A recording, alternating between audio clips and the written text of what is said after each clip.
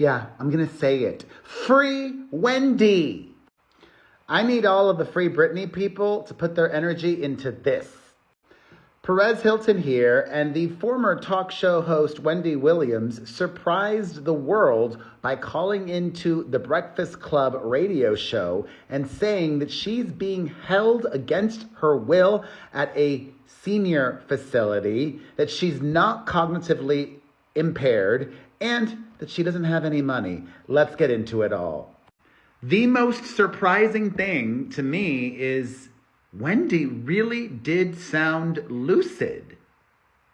Compared to the Lifetime documentary from a year and a half or so ago, she seems like a different person. And I would imagine that if she did have cognitive decline, it would get worse over time, not better. She seems to be considerably improved. And I'm very happy about that. But she's not happy. She's not happy with her current situation. Wendy is under a court-appointed guardianship, which is very similar to a conservatorship. She told Charlemagne and co-hosts, "I feel like I'm in prison." According to her guardian, Wendy has been diagnosed with aphasia and frontotemporal dementia. She says, though, quote, "I am not cognitively impaired. You know what I'm saying? But I feel like I'm in prison. I'm in this place where the people are in their 90s and their 80s and their 70s. There's something wrong with these people here on this floor."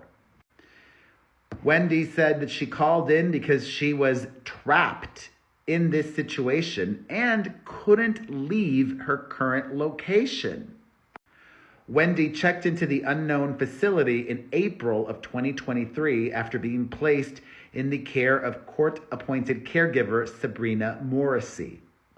And remember, this all started because her bank, Wells Fargo, thought that she was being financially exploited by her son.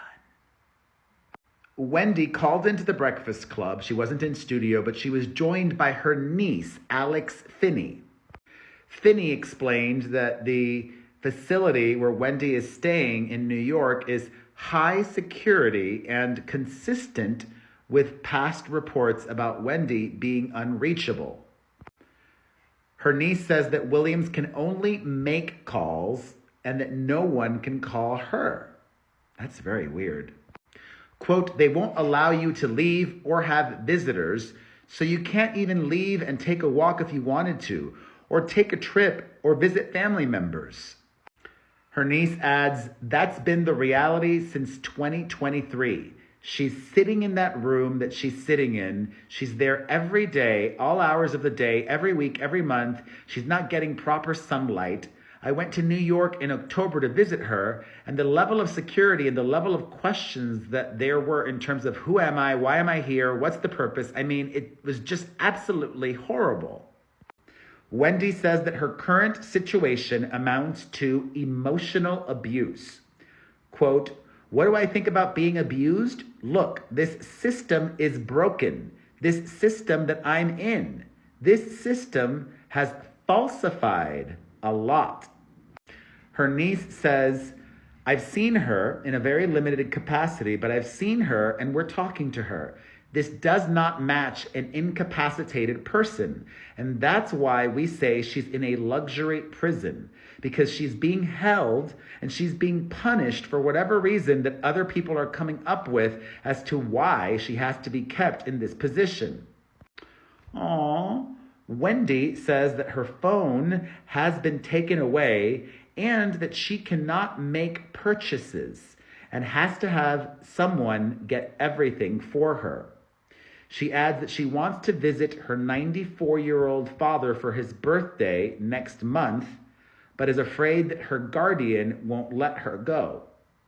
Her dad and a lot of her family lives down in South Florida. Wendy says, at 94, the day after that is not promised. Wendy's niece says that they are speaking out now despite concerns of possible retaliation from Williams's guardian. Her niece says, I said, we do this. You're ready for what's on the other side. And as she said, I have to do this. There's nothing else I could do at this point. And Wendy is fired up, once again denying reports that she is mentally incapacitated. She said on the radio show this morning, do I seem that way? God damn it. Wendy also alleges that she just has $15 to her name. And she also alleges that her cats are gone. What happened to her cats? Wendy says, my life is effed up. I feel like I'm in prison. I'm definitely isolated. I keep the door closed. I watch TV, listen to the radio, and look out the window. Sit here as my life goes by.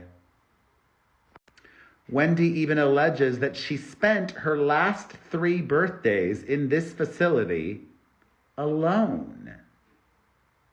So, as I said at the beginning of this video, free Wendy, or at least let her be cared for by her family, right?